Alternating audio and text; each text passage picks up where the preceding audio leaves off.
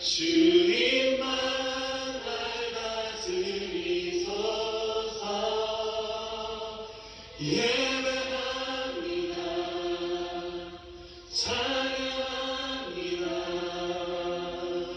주님 홀로 높임 받으소서. 주님 홀로 주님 홀로 높임 받으소서. 주님 홀로 주님 홀로 높임 받으소서.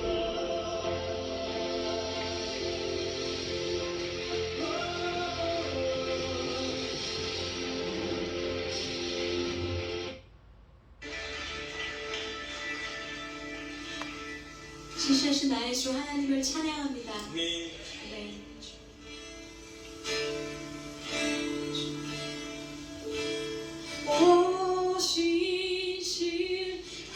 오시신 주 내 아버지여, 늘 함께 계시니 두려움 없네. 그 사랑 변찮고 날 지키시며 어제나 오늘이 한결같네. 지시하신 주님 찬양합시다. 오시신 내 아버지여, 내 아버지여, 늘 함께 계시니 두려움 없네. 그 사랑 변찮고 그 사랑 변찮고 날 지키시며 어제나 오늘이 한결같네. 어제나 오늘이 한결같네. 오신하신 주, 오신하신 주, 오신하신 주, 오신하신 주, 날마다 자비를 베푸시며 일용할 모든 것 내려주시니 일용할 모든 것 내려주시니 오신하신 주, 오신하신 주, 나의 구주. 봄철과 또 여름, 봄철과 또 여름, 가을과 겨울, 해와 달을 두고 같이서 해와 열르고 나 주의 너의 만물이 하나로 만물이 하나로 드러낸 증거. 신실한 주 사랑, 신실한 주 사랑 나타내. 오신하신 주, 오신하신 주, 오신하신 주, 오신하신 주, 날마다 자비를 베푸시며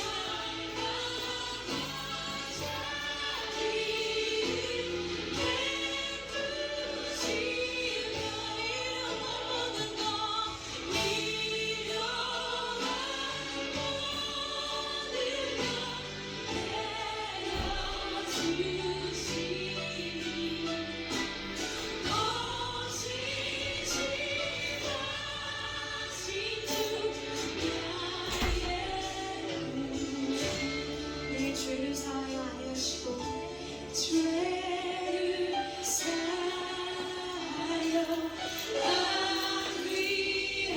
안위하시니 주 치료주셔서 인도하네. 주 치료주셔서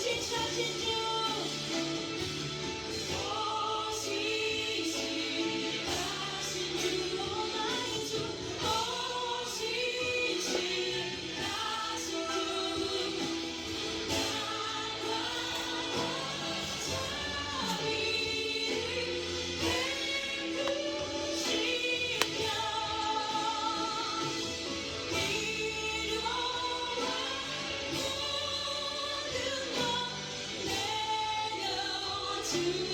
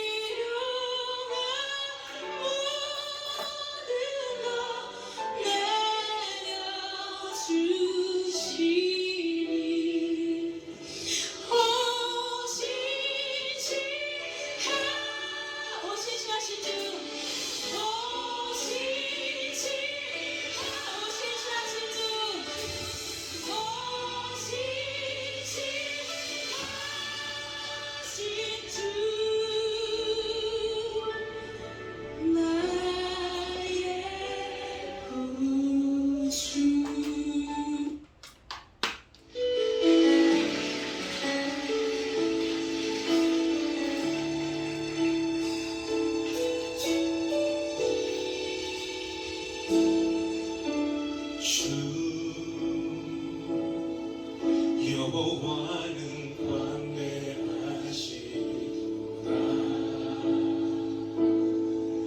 그 거룩한 하나님 성에서 찬양하시어다.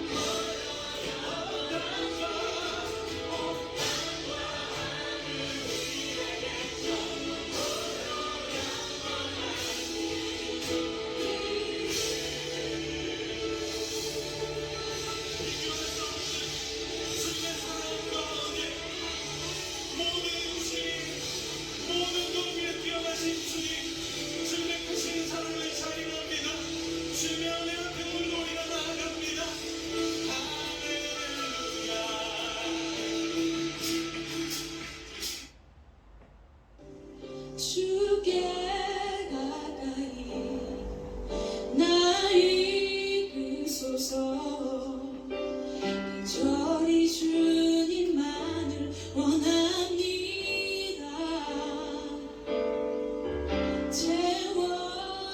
채워주소서 주의 사랑을 진정한 찬양 드릴 수 있도록.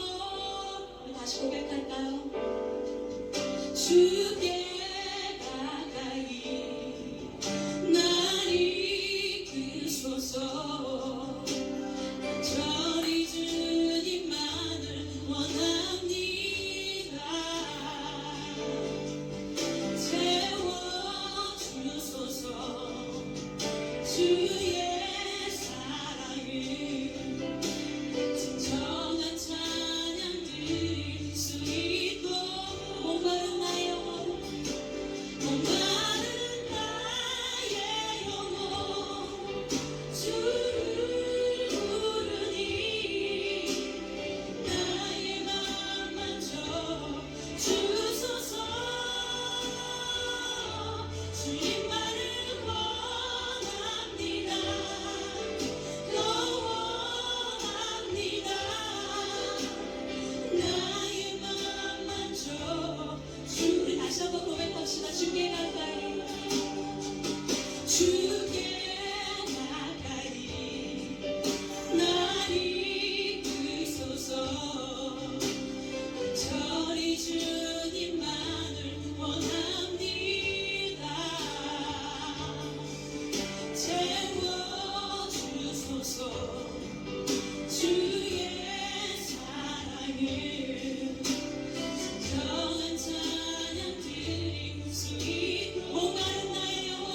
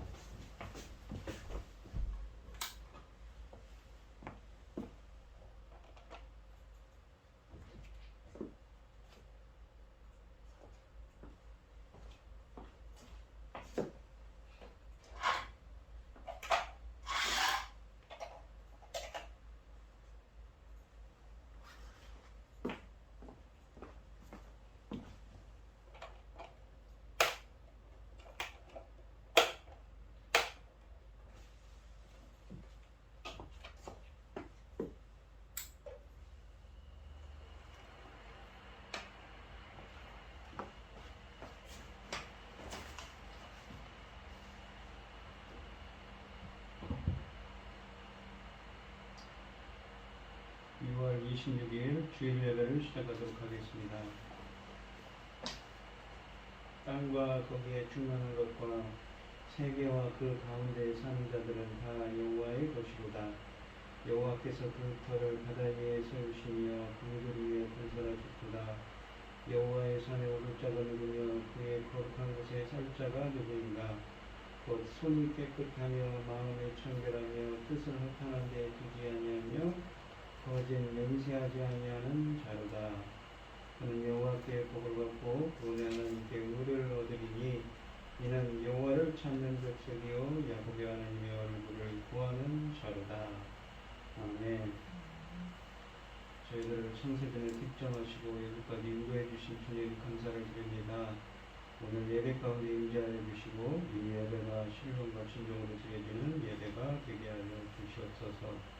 이 모든 말씀 거룩하신 예수님 이름으로 기도드립니다. 아멘. 찬송가 40장입니다.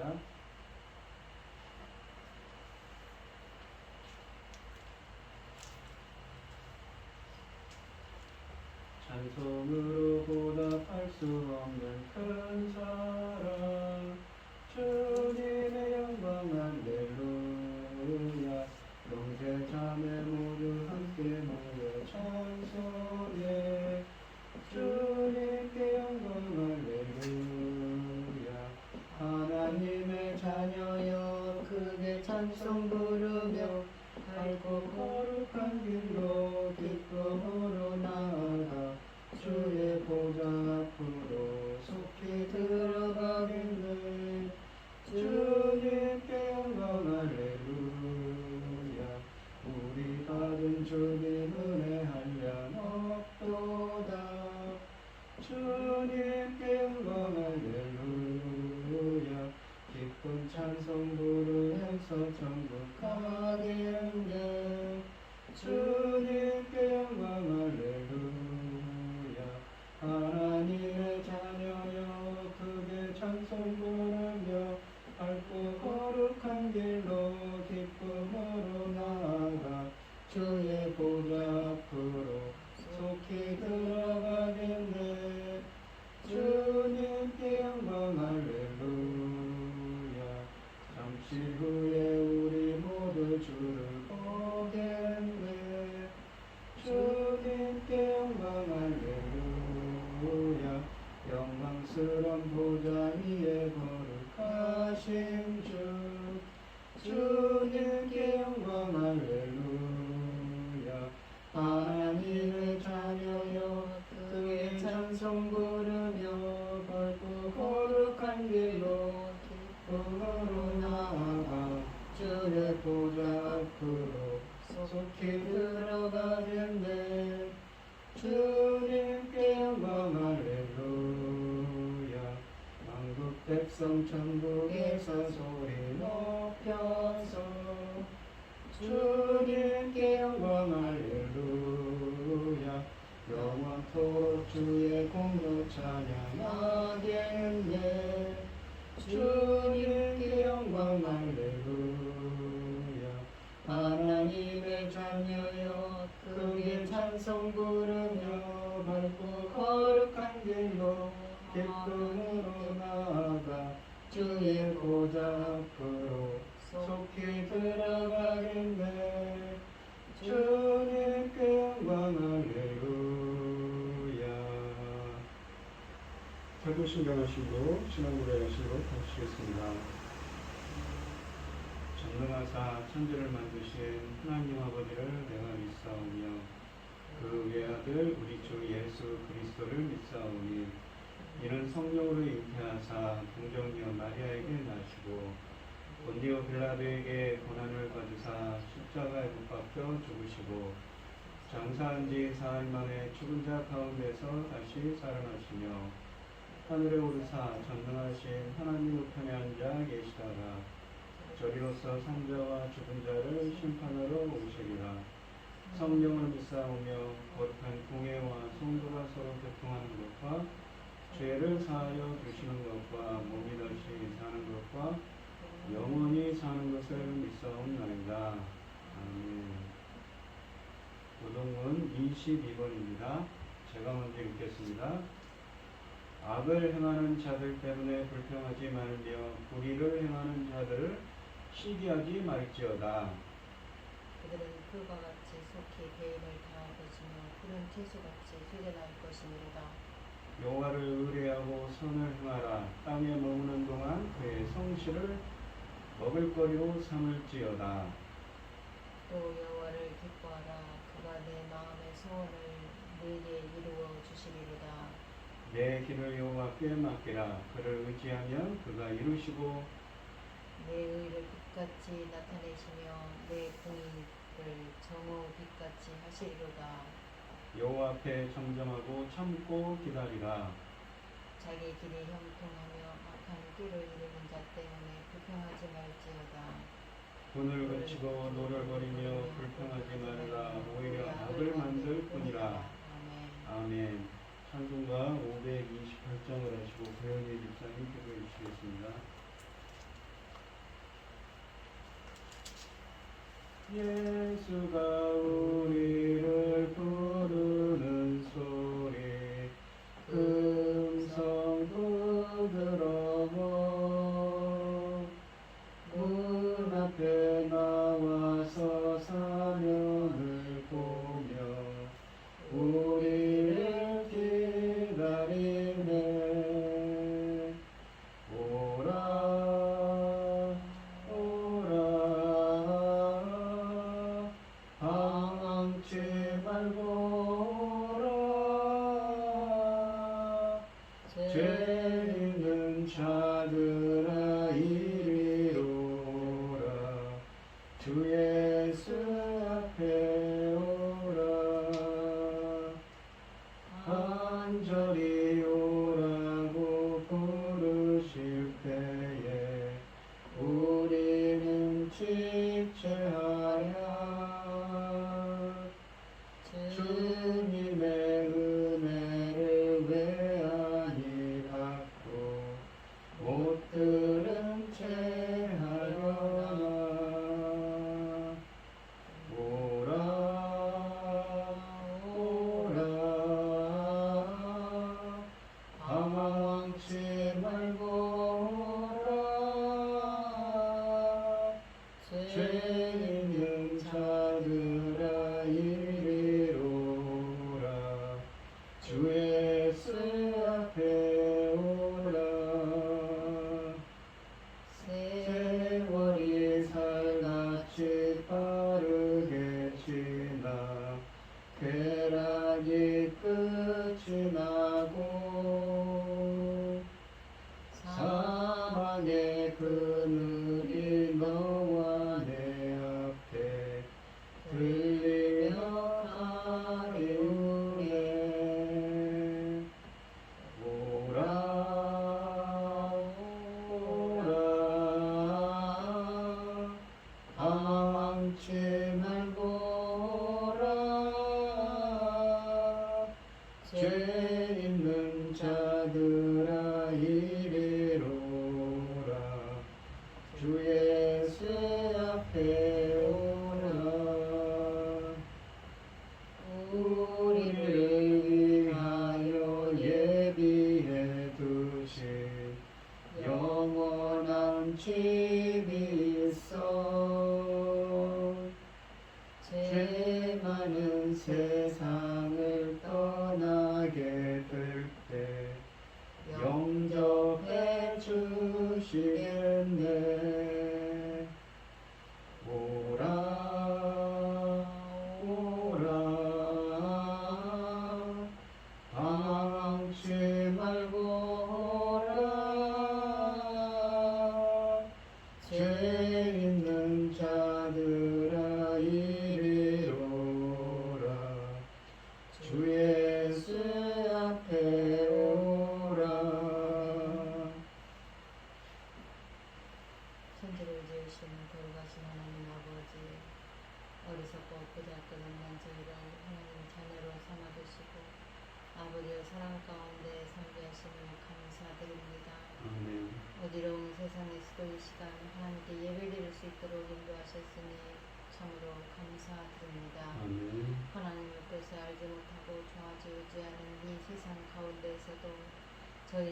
제사장 나라로 세워주셨으니 너무너무 귀하고 감사합니다. 아멘. 이 사명 잘 감당하고 하나님 앞에 갈 수 있도록 도와주시옵소서. 아멘. 전능하신 하나님 아버지, 코로나로 어려운 가운데 전쟁까지 얼마나 그들이 힘든지 모릅니다.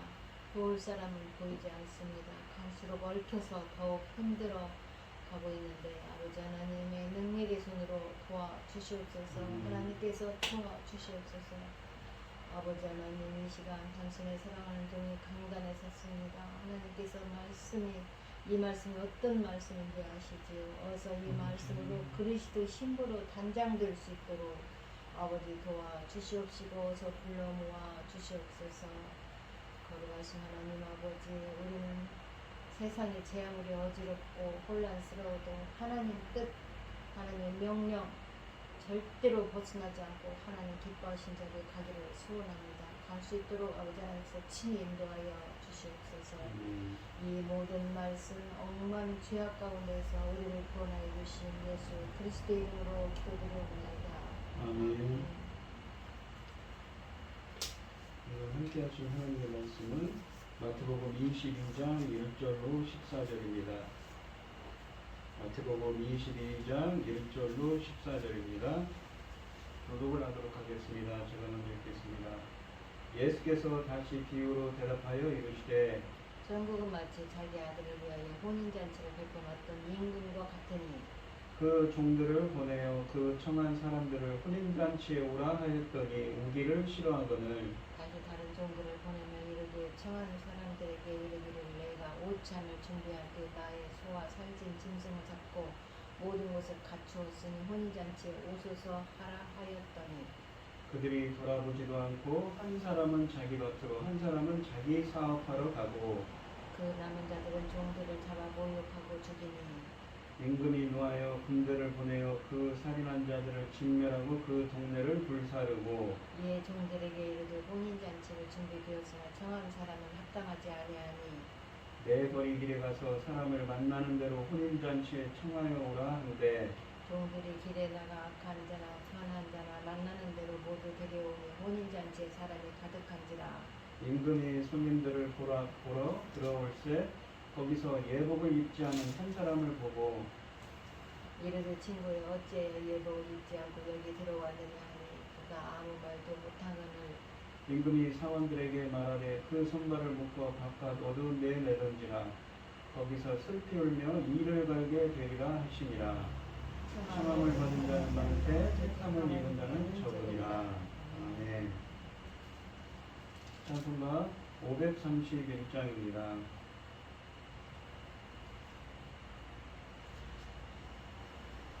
자비한 주께서 부르시네 부르시네 사랑의 햇빛을 외양담고 점점 더 멀리 가나 지금 오라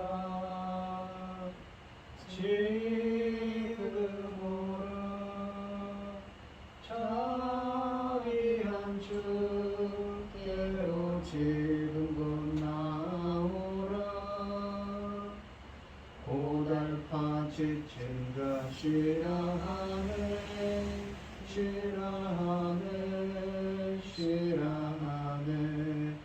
무거운 짐진 자 다 나오라 쉬게 해주시리라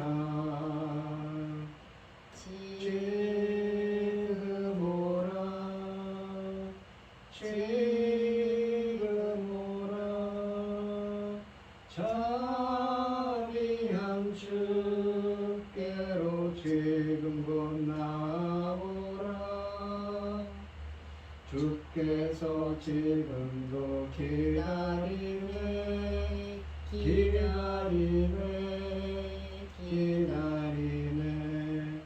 죄짐을 가지고 다 나오라 어서 주 앞에 오라 지금 오라 지금 오라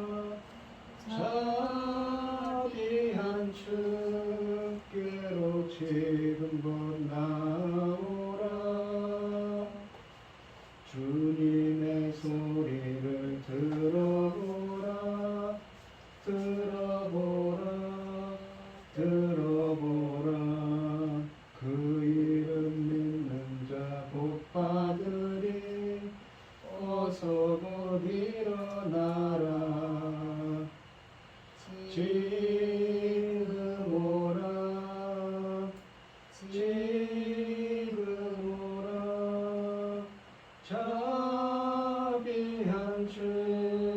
주께로 지금 곧 나오라. 아멘.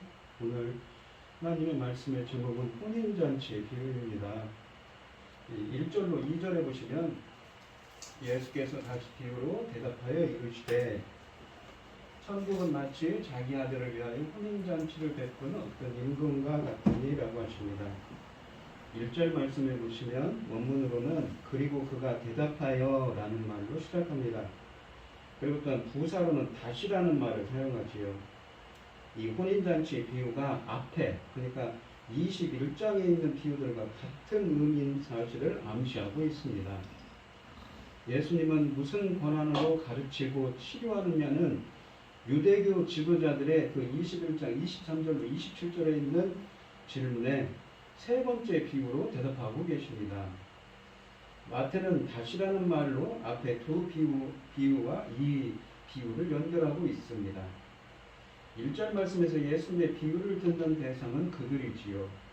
문맥적으로 보면 그들은 21장에 있는 것처럼 유대의 지도자들, 구체적으로는 대제사장들과 장로들과 바리새인들이며 이미 두 비유를 들은 사람들입니다. 2절 말씀에 보면 천국, 그러니까 하나님 나라는 자기 아들의 혼인잔치가 되어 왕이 겪은 상황과 같다고 말씀하십니다. 이 호모이오세라는 말을 사용하는데 헬라어로 뭐뭐와 같다라는 말입니다. 이것은 어떤 왕이 겪은 상황과 같다는 뜻입니다. 말하자면 예수님의 사역을 통해서 시작된 하나님 나라는 혼인잔치를 둘러싼 이야기와 비슷하다는 것입니다. 혼인잔치를 베푼 혼주인 임금은 하나님이시고 신랑은 임금이신 하나님의 아들 예수님을 가리킵니다. 성경에서 하나님과 백성 사이의 언약관계를 결혼관계로 묘사합니다. 이 참고로 말씀드린 호세아서가 대표적이지요. 그러니까 하나님과 이 성도 간의 이 언약관계, 언약백성 관계를 이 부부관계로 표현을 하는 것입니다.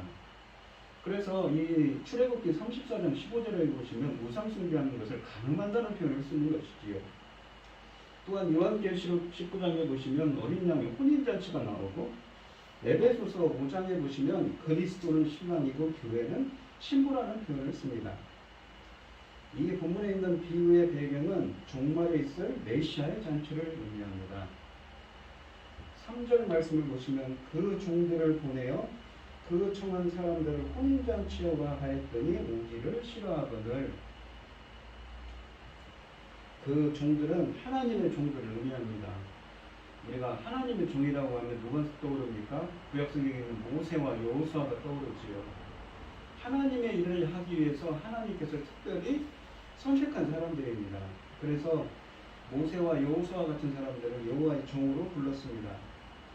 신약에서는 사도 바울을 하나님께서는 예수 그리스도의 종이라고 사도 바울은 자신을 표현합니다. 그러니까 3절에서 그 종들은 하나님께서 보내시는 하나님의 일을 하기 위해서 선택된 하나님께서 보내신 사람들을 의미합니다. 왕은 혼인잔치에 이미 초청을 한 사람들에게 종들을 보내서 오라고 했습니다. 그러나 초청을 받은 사람들은 원치 않았습니다. 왕이 보낸 종들은 이미 초청을 받은 사람들에게만 갔습니다. 말하자면 그들은 이미 초청을 받았고 왕은 이들을 존중하는 마음으로 초청을 확인하기 위해 종들을 보낸 것이지요. 이는 초청을 받은 사람들이 얻은 특권과 자격을 의미합니다.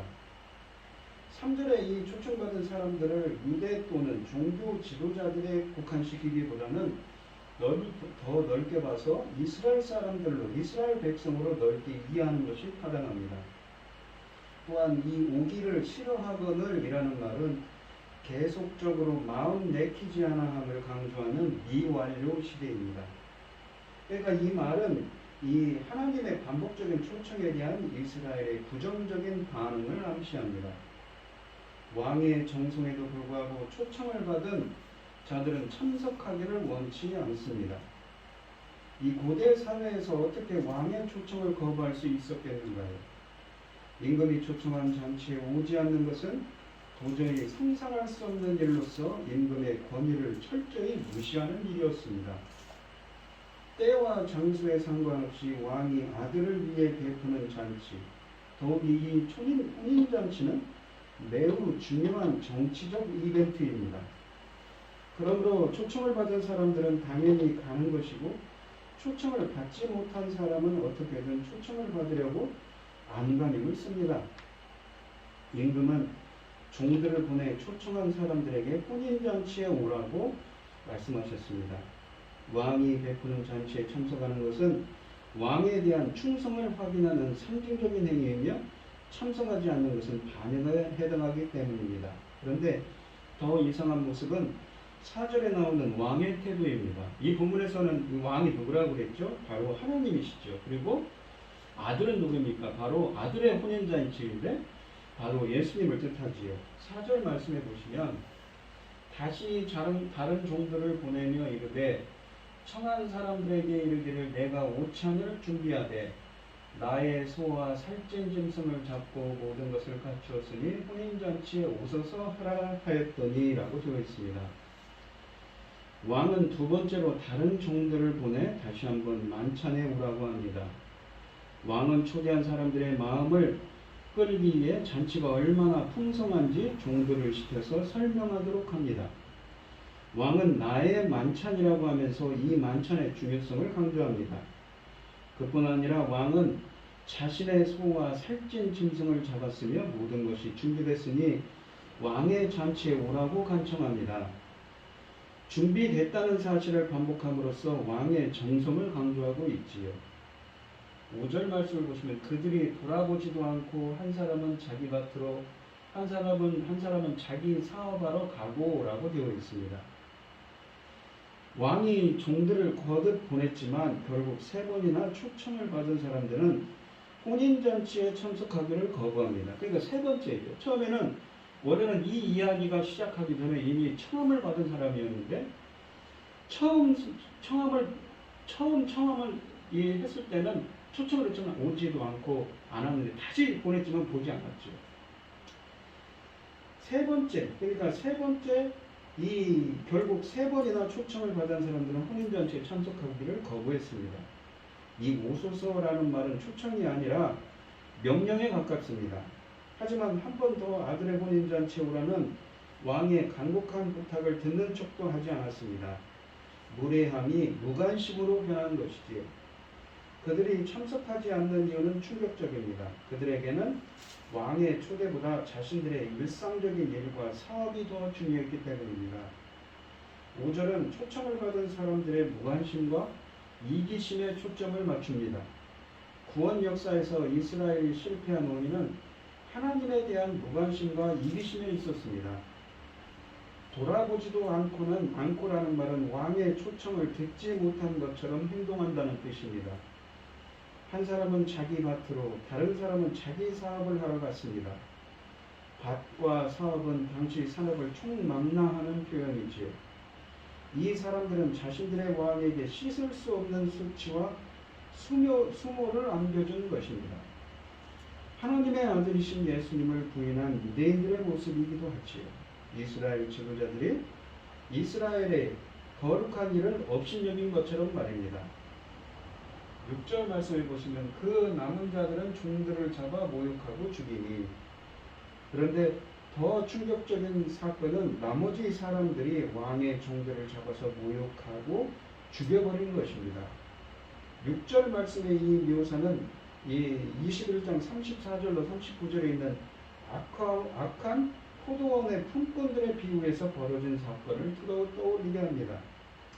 이것은 구원 역사에서 하나님이 보내신 메신저들이 배척을 당한 일들에 대한 묘사라고 할 수 있는데, 구체적으로는 세례 요한 그리고 예수님의 죽음이 포함됩니다. 세례 요한은 헤로디아의 딸이 손님들 앞에서 춤을 춘 대가로 참수형을 당했다고 14장에 쓰여져 있지요. 또한 이 헤로디아의 딸은 요한의 머리를 모치는게 갖다 주었습니다. 예수님은 신문 과정에서 모욕을 당했고 십자가에 달려 벌거벗겨 죽는 수치를 당했습니다. 7절 말씀을 보시면 임금이 노하여 군대를 보내어 그 살인한 자들을 진멸하고 그 동네를 불사르고. 임금이 누구입니까? 바로 하나님이시죠. 왕이신 하나님은 분노했고 자신의 군대를 보냅니다. 군대는 종들을 살해한 자들을 멸하고 그들의 동네를 불사릅니다. 6절과 마찬가지로 7절도 초청을 거부한 자들의 반응과 왕의 반응은 마치 이 21장 33절부터 있는 악한 포도원의 품꾼들이 겪은 운명을 상징시킵니다. 하나님의 이 메신저들을 폭력적으로 배척한 결과는 하나님의 심판으로 되돌아오는 것입니다. 이 주후 70년경에, 그러니까 이 주후 70년이라는 것은 사도 바울이나 사도 베드로 사도가 죽은 이유를 말합니다. 로마에 의해 예루살렘이 파괴되고 성전이 불에 탄 것은 최소한 이러한 은밀한 예언의 부분적인 성취라고 많은 학자들은 이야기합니다. 또한 종말에 있을 최종 심판을 뜻하는 것이라고 하는 학자들도 있습니다. 하나님이 로마를 심판의 도구로 사용하신 것은 이전에 구약 성경에 보시면 아수르나 바벨론 그리고 페르시아의 역할과 다르지 않습니다. 8절 말씀을 보시면 이에 종들에게 이르되 혼인잔치는 준비되었으나 청한 사람들은 합당하지 아니하니라고 되어 있습니다. 이 합당하지라는 말이 헬라어로 악시오스라는 말인데 적합한 무엇을 할 자격이 있는 이라는 말입니다. 그러니까 청한 사람들이 이 무엇입니까? 자격이 없다는 것이지요.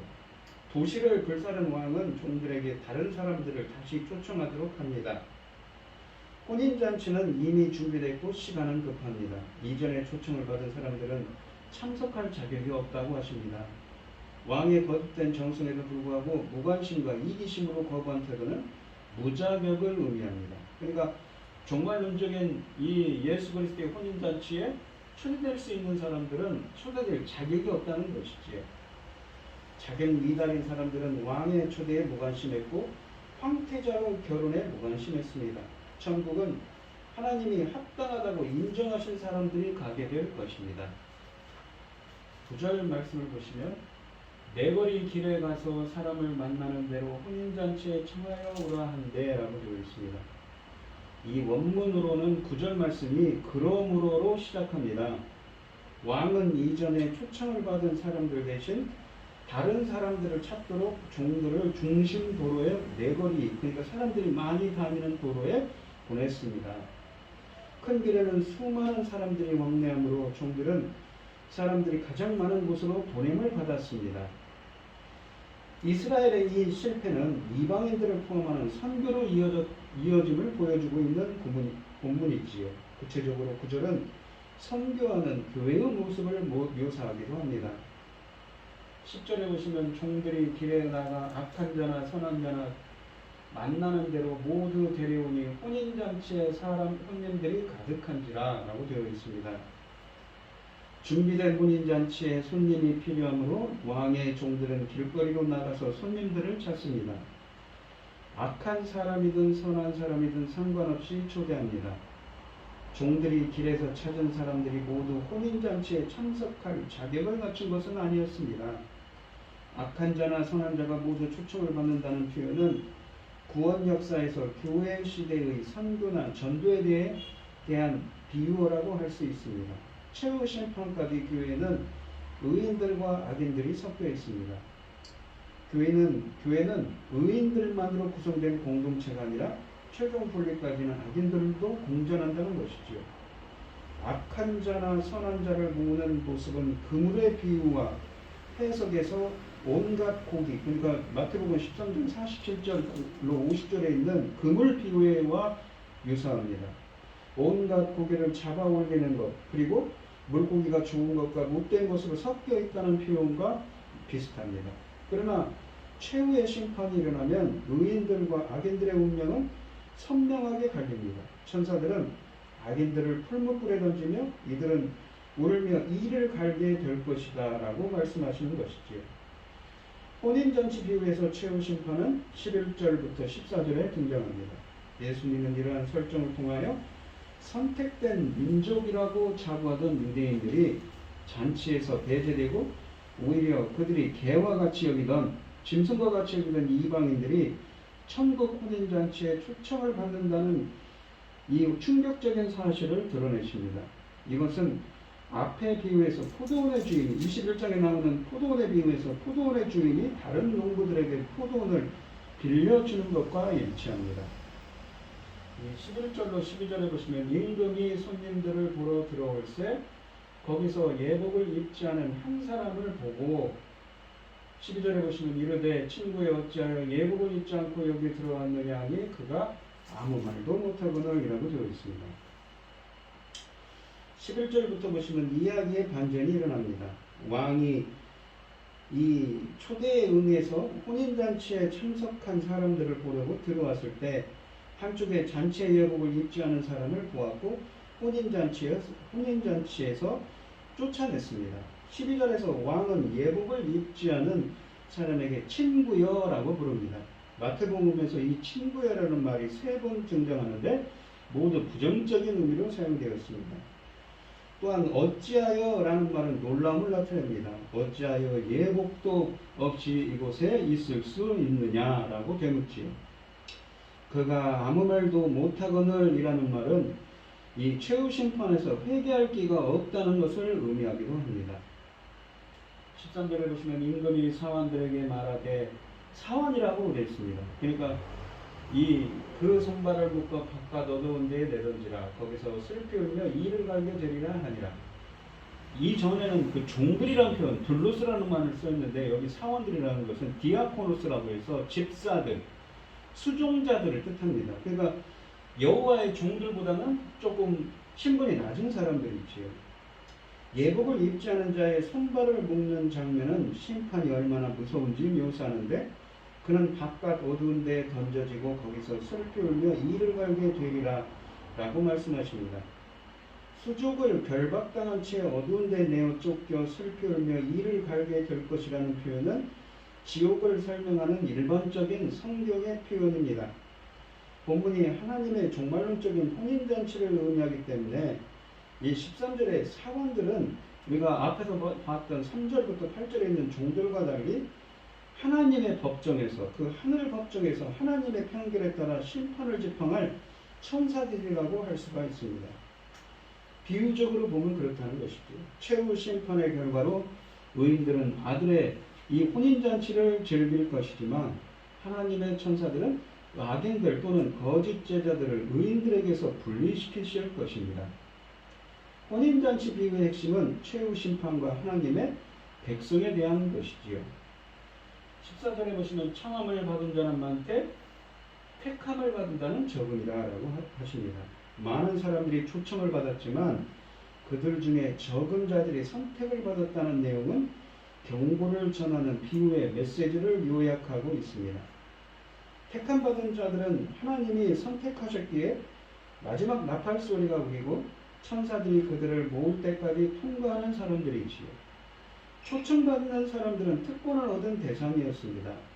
역사적으로 보면 이스라엘은 이러한 특권을 가졌고 예수님의 오신 이후에 열방도 초청을 받는 특권을 받았습니다. 그러나 왕의 초청을 모두 받았다고 해서 왕의 뜻에 합당하게 반응하지 못한 사람들은 어떻게 됩니까? 택함을 받지 못한다고 본문 말씀을 통해서 주님은 말씀하고 계신 것이지요. 특히 이 비유가 교회를 향해 주어진 것을 감안하면 많은 또한 택함 받은 이라는 이 말은 교회가 택함 받은 사람들과 그렇지 않은 사람들이 혼합된 상태에 있음을 의미합니다. 그래서 이 칼빈이 그러죠. 제한적 속죄론을 이야기합니다. 또한 적은이라는 말과 택함 받은이라는 말은 좋은 사람들 또한 의로운 사람들에 해당하는 말입니다. 왕의 초대에는 제한이 없으나 선택받는 사람들은 초대받은 사람들보다 적다는 것입니다. 택함을 받은 사람들은 예복을 입은 사람들입니다. 초대받은 사람들은 많지만 선택받은 사람들은 적다는 사실은 교회의 상태가 혼합된 것을 의미하고 성도들로 하여금 긴장하고 깨어있도록 만듭니다. 그리스도의 초청을 가볍게 여기는 잘못을 범해서는 안 됩니다. 우리를 하나님 나라로 초청하신 분을 만날 준비를 갖추고 있어야 하는 것이지요. 그러니까 악시오스라고 해서 그런 자격에 합당한 자, 예복 입은 사람들이 되어야 한다는 의미입니다. 예수님은 초대를 받은 자들이 모두 하나님의 택함 받은 자는 아니라고 가르치셨습니다. 예수님께서는 이 마태복음 7장 13절에서도 이 비슷한 말로 지적하고 계시지요. 이 7장 13절로 14절을 보시면 좁은 문으로 들어가라. 멸망으로 인도하는 문은 크고 그 길이 넓어 그리로 들어가는 자가 많고 생명으로 인도하는 문은 좁고 길이 협착하여 찾는 자가 적음이라 라고 하십니다. 청음을 받는 자는 많지만 어떻습니까? 선택받은 자, 좁은 문으로 들어가는 자는 생명으로 인도하는 문으로 들어가는 그 예복을 입은 자격 있는 사람들이 적다는 표현을 쓰고 있는 것입니다. 복음이 모든 사람들에게 전포되었지만 하나님의 택함을 받은 자들은 믿어서 구원을 받고 하나님의 택함을 받지 않은 자들은 믿지 않아서 심판을 받습니다. 이러한 예정과 선택은 하나님의 절대적인 주권 속에 속하는 일인데 택함을 받지 않은 사람들이 불평한 일은 아닙니다. 택함을 받은 사람들이 감사할 일이지요. 특히 예수님은 유대인들이 선택을 받지 못하여 심판을 받고 이방인들이 선택을 받아 구원을 받는 것을 본문을 통해서 우리는 알 수가 있습니다. 11절로 12절 말씀을 다시 한번 보시면 임금이 손님들을 보러 들어올세 거기서 예복을 입지 않은 한 사람을 보고 예복을 입지 않은 한 사람을 그 천국 혼인잔치에 예복을 입지 않은 한 사람을 임금이 봤습니다. 임금이 주님께서 보셨죠. 친구에 어찌하여 예복을 입지 않고 여기에 들어왔느냐 하고 그가 아무 말도 못하고 그를 밖으로 내어 쫓아버리셨죠. 이 사원들을 통해서 말입니다.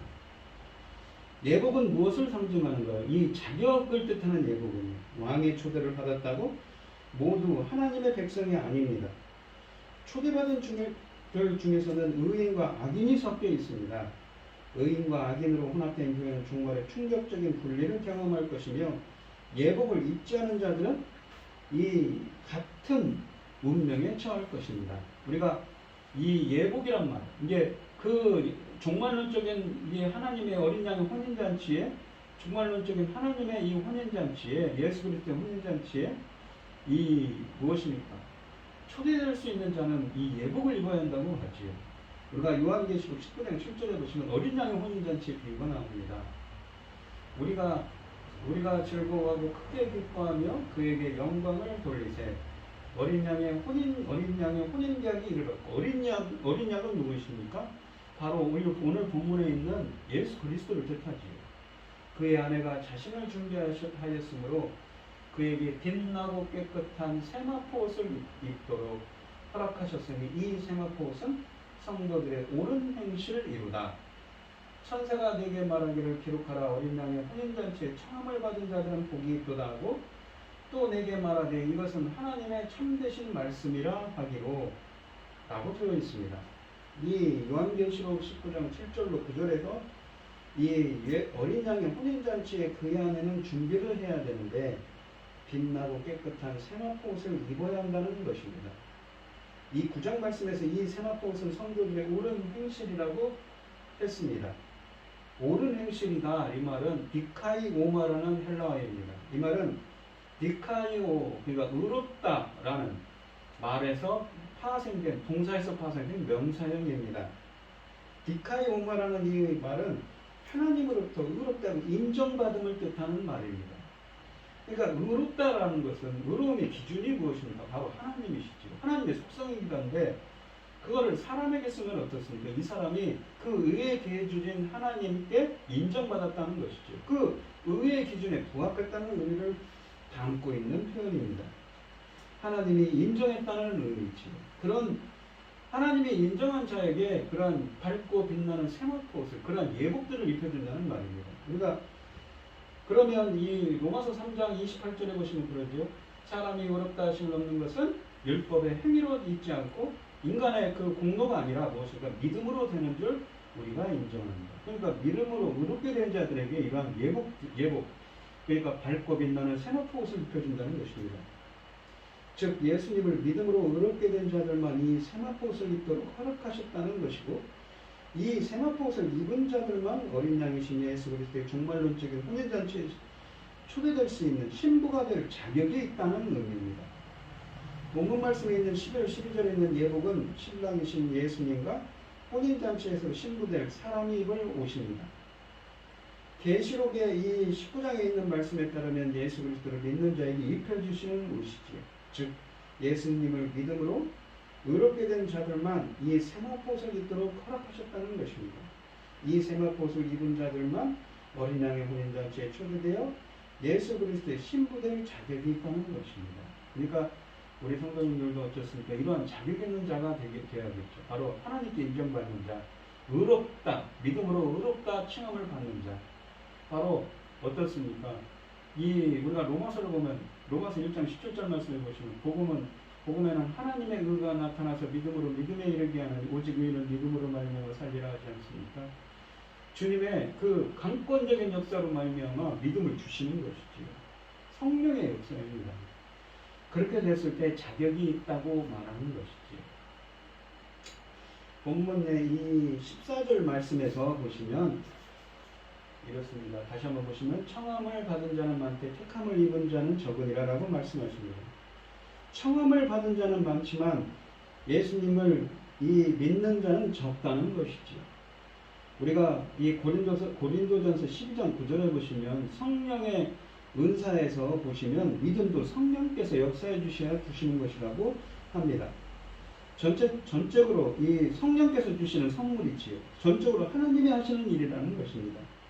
우리가 그렇기 때문에 이 하나님께서 주님께서 역사해 주셔서 우리도 강권적인 역사를 말미암아 우리에게도 믿음을 주시고 이렇게 어린 양의 혼인잔치에 참여할 수 있는 자가 되게 해달라고 기도하는 여러분들이 되시길 바랍니다. 또한 고린도서 11장 2절을 보시면 이런 말씀을 합니다. 내가는 누구입니까? 바로 사도 바울이죠. 내가 하나님의 열심으로 너희를 위하여 열심을 내노니 내가 너희를 정결한 처녀로 한 남편인 그리스도께 드리려고 중요함이로다. 그러나 나는 하나님께서는 또 열심을 내십니다. 어떻게요? 사람들이 오늘 본문에 있는 것처럼 많은 사람들을 청해서 그 사람들이 자격을 갖기를 원하시죠. 그것을 바로 하나님의 열심이지 않습니까? 그래서 사도 바울도 자기도 열심을 내서 그렇게 많은 사람들을 초청하려고 예수 그리스도께 중요한 자가 되려고 합니다. 바로 우리 자신들이 바로 이 본문에 있는 사람들처럼 이렇게 예복을 입고 밝고 빛나고 깨끗한 세마포옷을 입었을 때 제사장적인 사명을 감당하고 주님의 열심처럼 이 사도 바울의 열심을 내는 것처럼 우리도 열심을 내서 많은 사람들을 예수 그리스도께 인도하는 우리 성도님들이 되어야 된다는 것이지. 이 오늘 본문 말씀을 보시면 종말론적인 이 어린 양의 혼인잔치, 그러니까 혼인잔치에 비유해서 어떻습니까?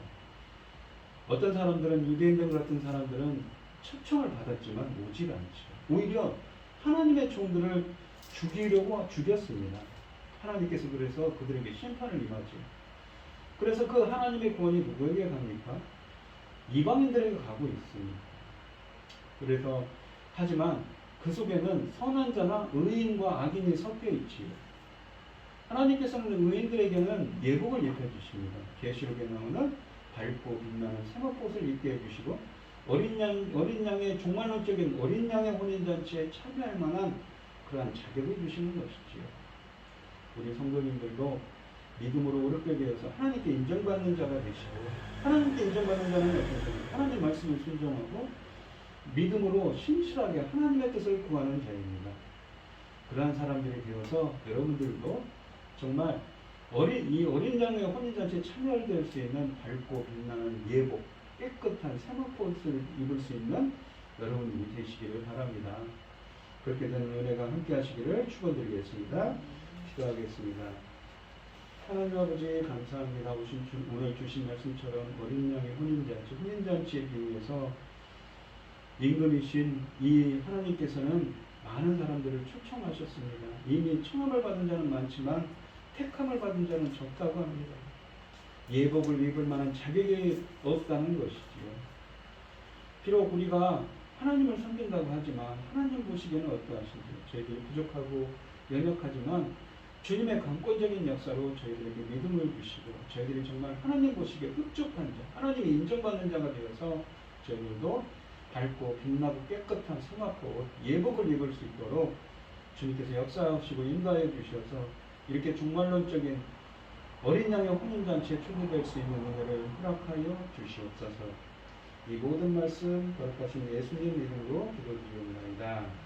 아멘. 찬송가 539장입니다. 너 예수께 조용히 나가 내 모든 짐 내려놓고 주 십자가 사랑을 믿어 제사함을 너 받으라. 주 예수께 조용히 나가 내 마음을 쏟아놓으라.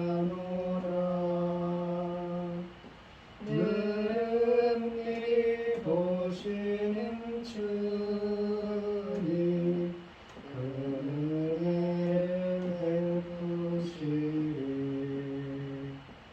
너 예수의 은혜를 입어 내 슬픔이 없어지리. 내 이웃을 늘 사랑하여 너 받은 것 거저주라. 주 예수께 조용히 나가 내 마음을 쏟아놓으라. 늘은 미리 보시는 주님 그 은혜를 베푸시리. 주 예수를 친구로 삼아 내 옆에 모시어라. 그 영원한 생명샘물에 내 마른 목축이여라. 주 예수께 조용히 나가 내 마음을 쏟아놓으라. 늘은 미리 보시는 주님 그 은혜를 베푸시리. 너 주님과 사귀어 살면 새 생명이 넘치리라. 주 예수를 찾는 이 앞에 참 밝은 빛 비추어라. 주 예수께 조용히 나가 내 마음을 쏟아놓으라. 늘은 미리 보시는 주님 그 은혜를 베푸시리. 아멘. 기도하겠습니다. 참 감사하신 하나님, 오늘도 거룩한 주여 이렇게 예배하게